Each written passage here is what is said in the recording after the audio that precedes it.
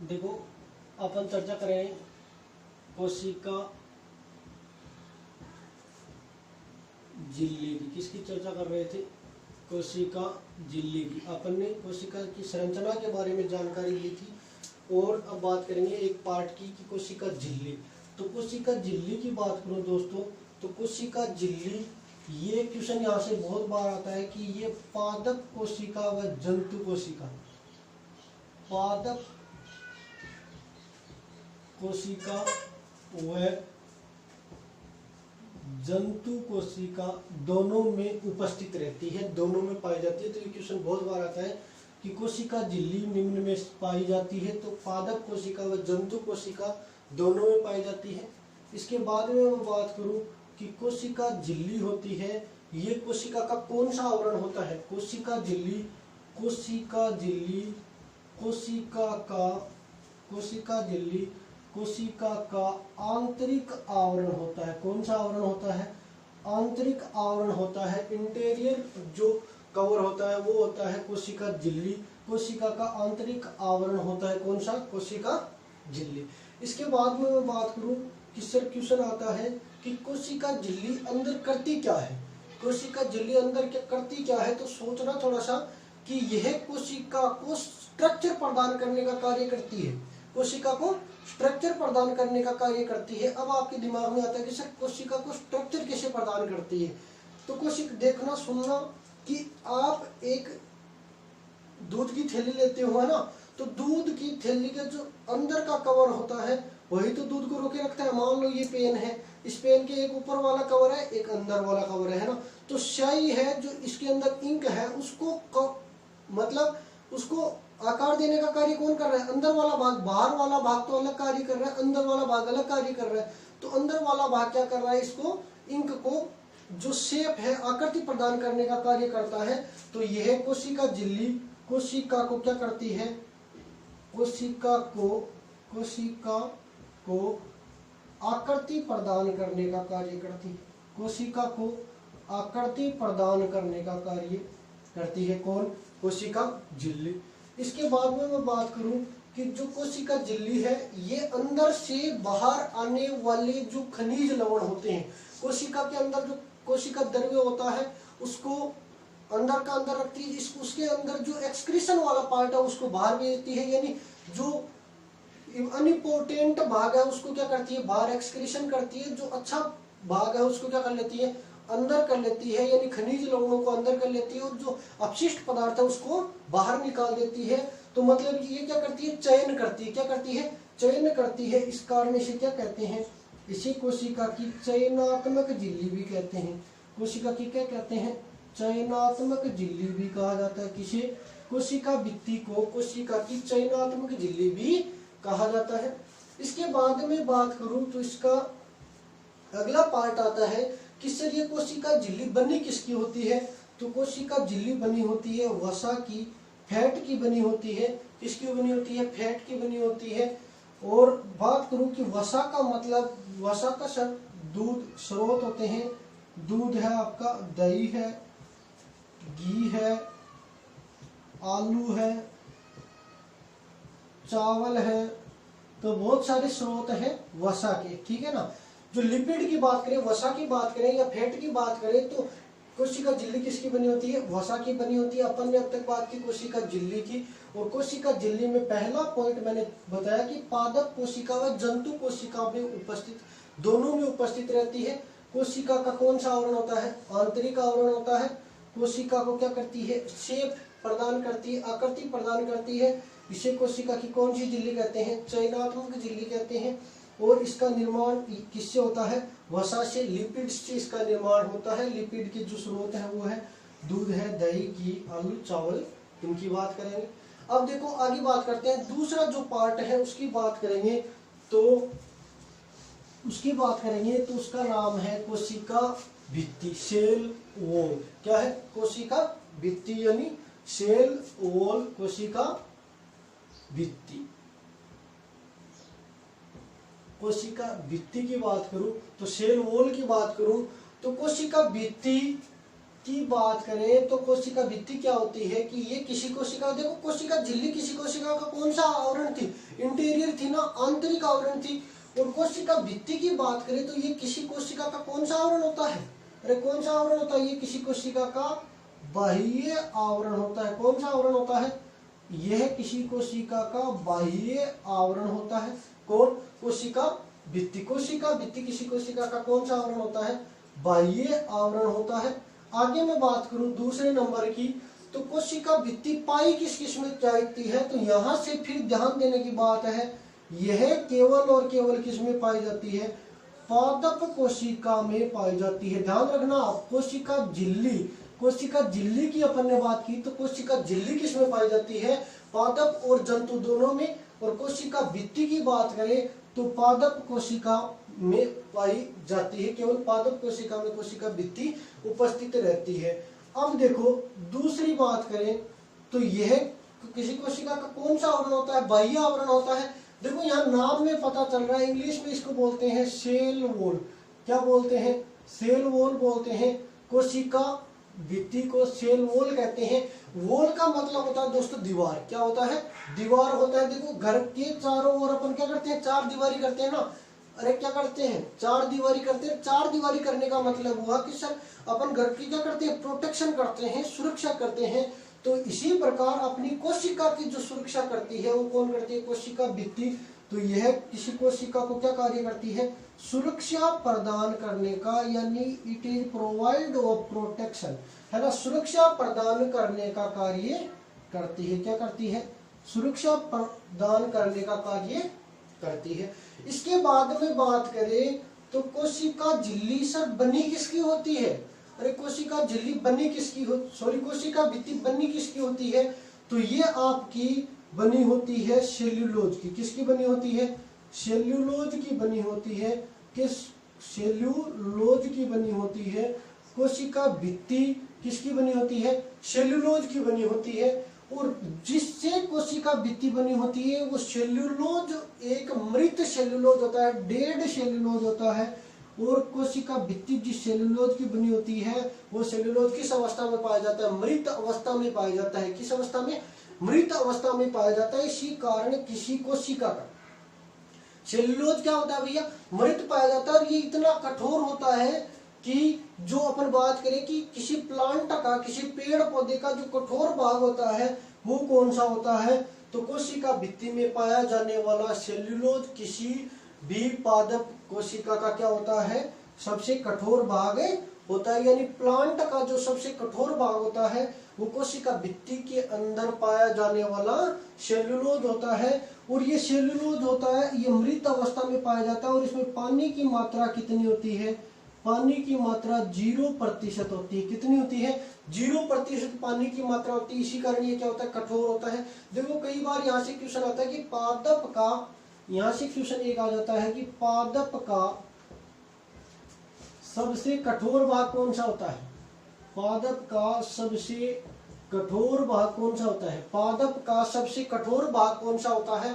अगर ऑप्शन में सेल्यूलोज हो तो आपको सेल्यूलोज से ही करना है, वरना आपको एक ऑप्शन मिलेगा स्टेम, जिसकी बात करें तना। तना पादप का क्या होता है, सबसे कठोर भाग होता है। इस बात का आपको ध्यान रखना है कि पादप का सबसे कठोर भाग स्टेम होता है। अगर सेल्यूलोज ऑप्शन में हो तो क्या होगा, सेल्यूलोज होगा, क्योंकि इसमें पानी की मात्रा कितनी पाई जाती है, 0% पाई जाती है और मृत अवस्था में पाया जाता है। तो अपन ने बात की कोशिका, किसकी बात की, कोशिका भित्ति और कोशिका झिल्ली की बात की। तो थोड़ा सा इन चीजों को दोबारा देख लेना। आगे अपन बात करते हैं न्यूक्लियस की, केंद्रक की बात करते हैं। किसकी बात करेंगे, केंद्रक की बात करेंगे।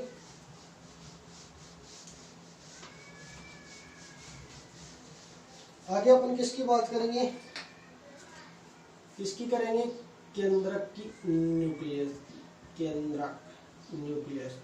केंद्रक की बात करें दोस्तों, न्यूक्लियस की बात करें तो ये किसी कोशिका का कौन सा पॉइंट होता है, अरे कौन सा पॉइंट होता है, मिड पॉइंट होता है, मध्य बिंदु होता है। और केंद्रक की बात करें, खोज किसने की थी, केंद्रक की खोज किसने की थी, तो केंद्रक की खोज की थी रॉबर्ट ब्राउन ने। किसने की थी, रॉबर्ट ब्राउन नामक वैज्ञानिक ने क्या की थी, केंद्रक की खोज की थी? तो पहला क्वेश्चन अपना यही होता है कि केंद्रक की खोज किसने की थी? Discovery of nucleus. तो किसका नाम लेंगे? रॉबर्ट ब्राउन का। किसका नाम लेंगे? रॉबर्ट ब्राउन का।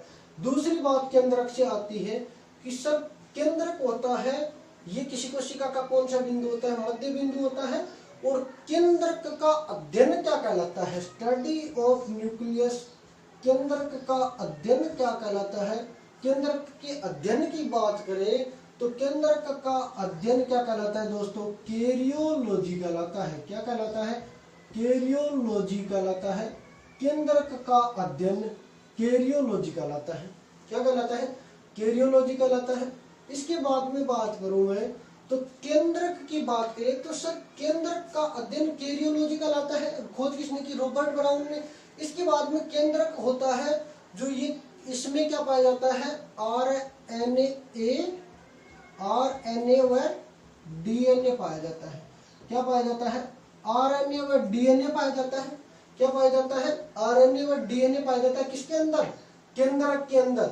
अब यहां से क्वेश्चन पूछ लेता है कि आरएनए और डीएनए पाया जाता है, तो डीएनए का नाम लेते सबके दिमाग में एक ही आता है, जेनेटिक्स, अनुवांशिकी।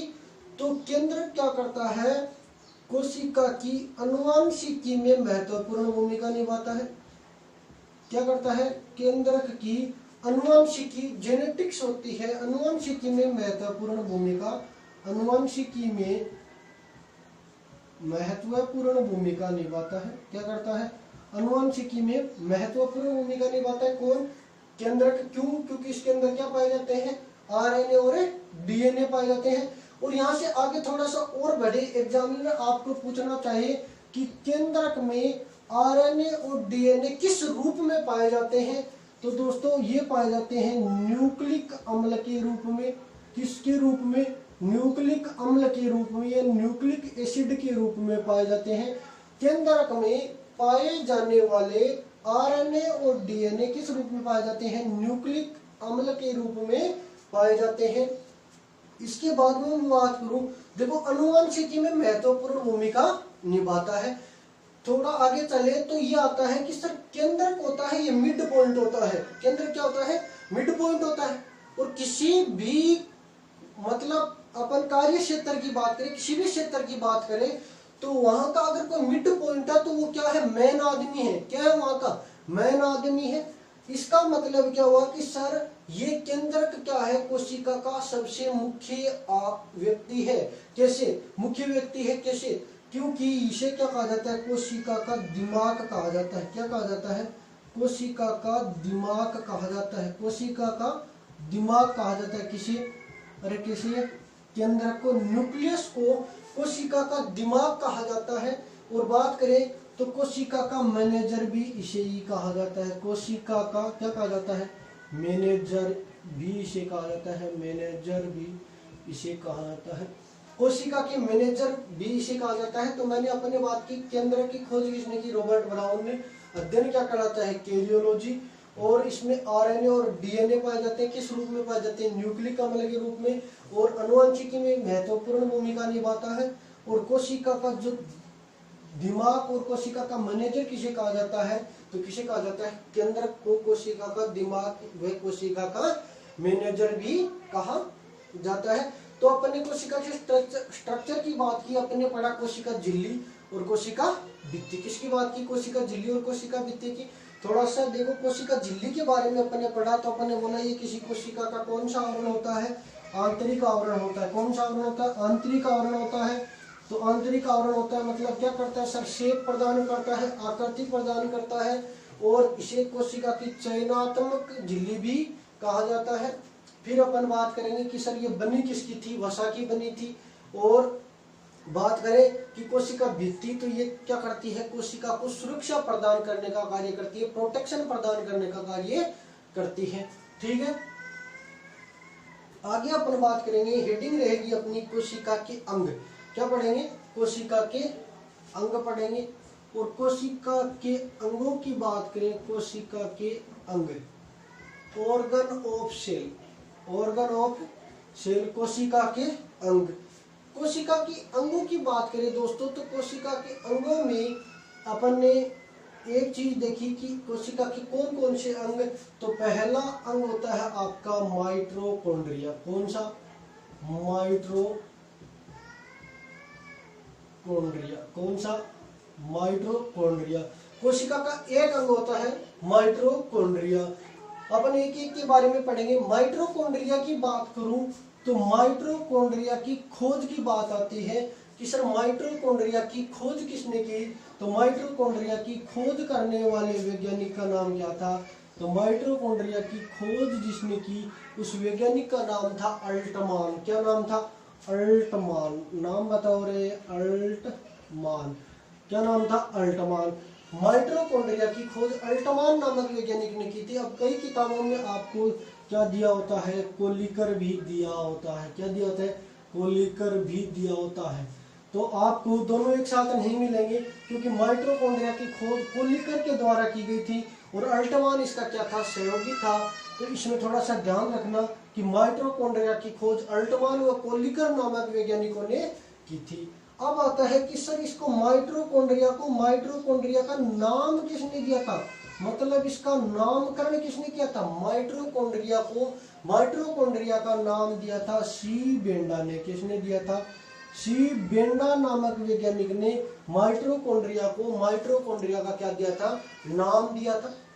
इसके बाद में आता है कि सर माइटोकॉन्ड्रिया को कोशिका का क्या कहते हैं? सबको पता है। क्या कहते हैं? बिजली घर। कोशिका का क्या कहते हैं? बिजली घर भी कहते हैं। बिजली घर, शक्ति ग्रह या क्या कहते हैं? पावर हाउस कहते हैं। क्या कहते हैं? पावर हाउस कहते हैं। क्या कहते हैं? अपन बात की कि माइटोकॉन्ड्रिया को कोशिका का बिजली ग्रह, शक्ति ग्रह या पावर हाउस भी कहा जाता है।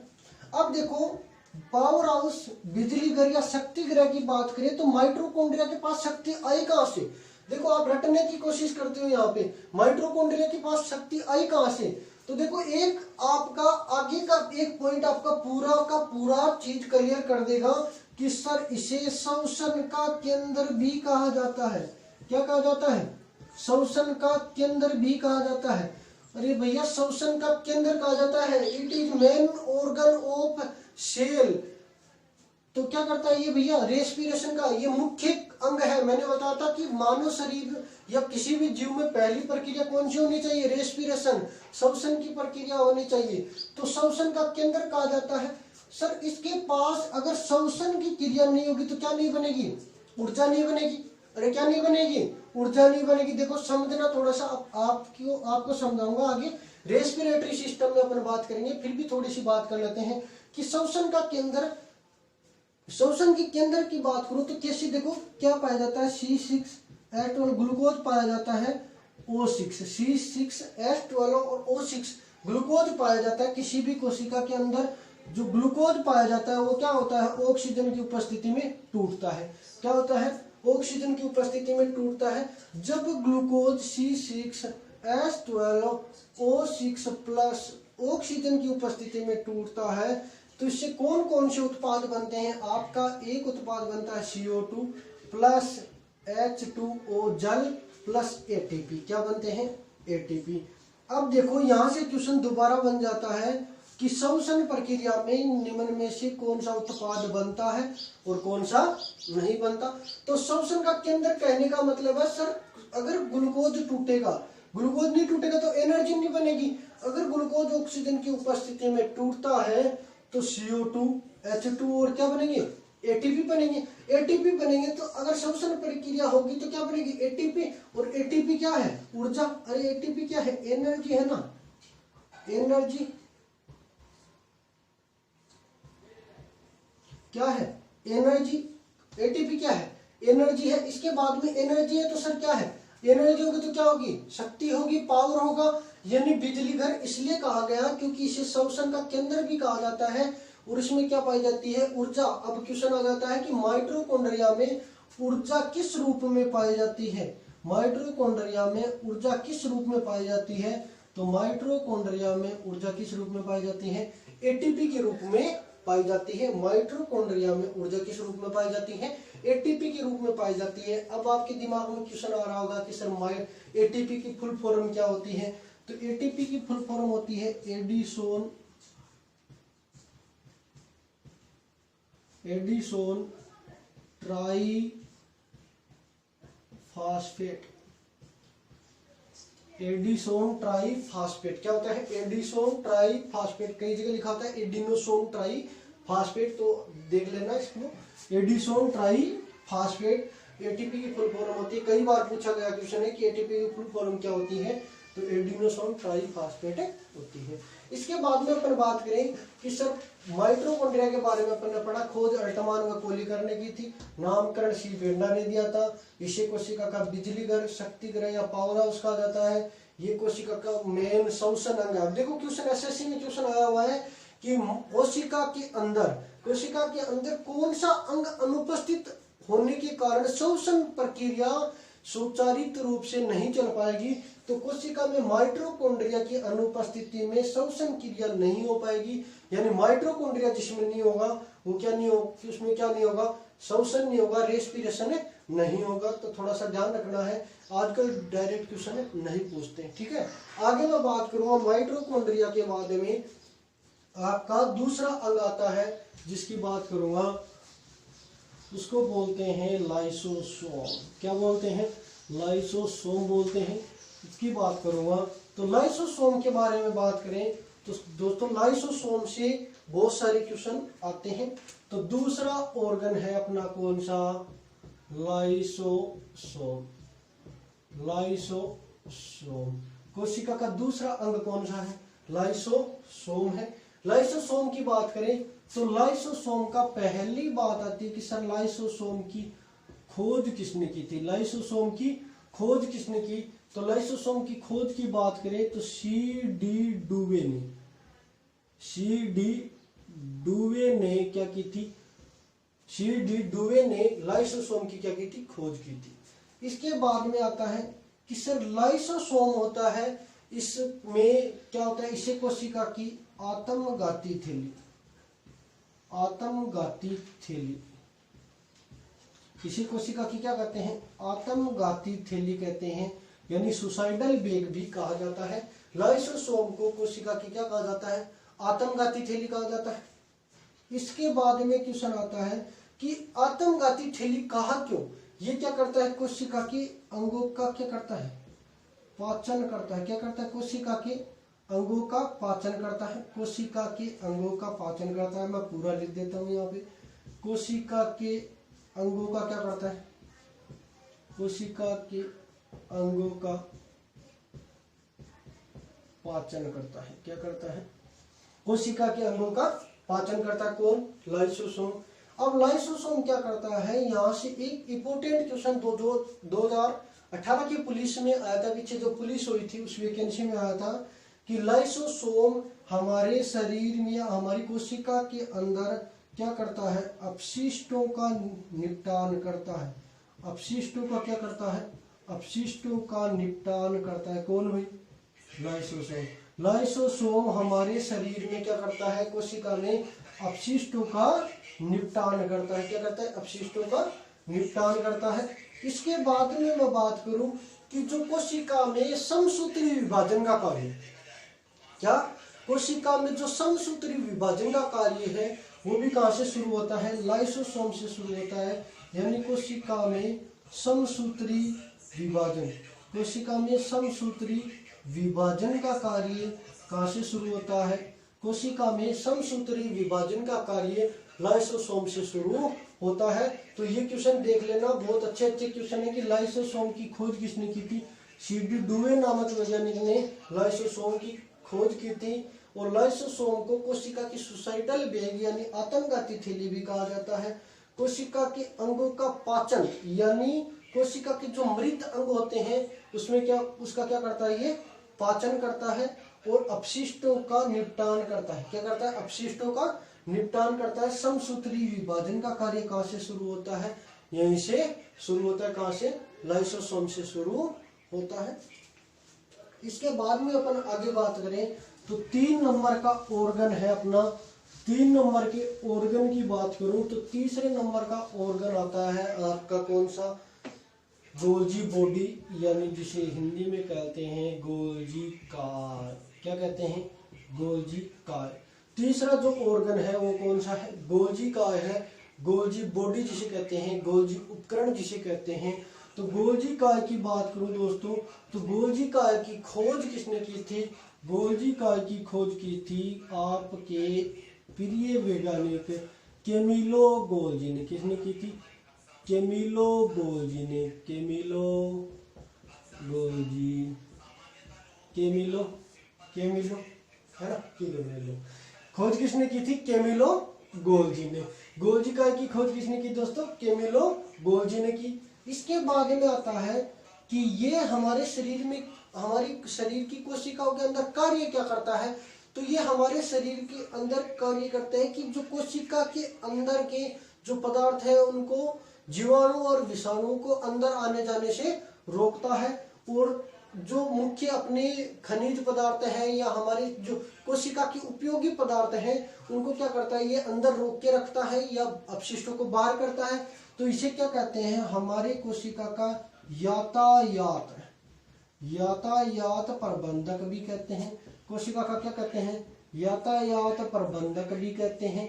कोशिका का यातायात प्रबंधक किसे कहते हैं, कैमिलो गोल्जी को कहते हैं, सॉरी गोल्जी काय को कहते हैं। इसके बाद में अपना बात आती है कि सर ये क्या करता है, हमारे शरीर में पाए जाने हमारी कोशिका के अंदर प्रवेश करने वाले बैक्टीरिया और जो वायरस होते हैं उनसे क्या करता है, हमारी रक्षा करता है। इस कारण इसे क्या कहते हैं,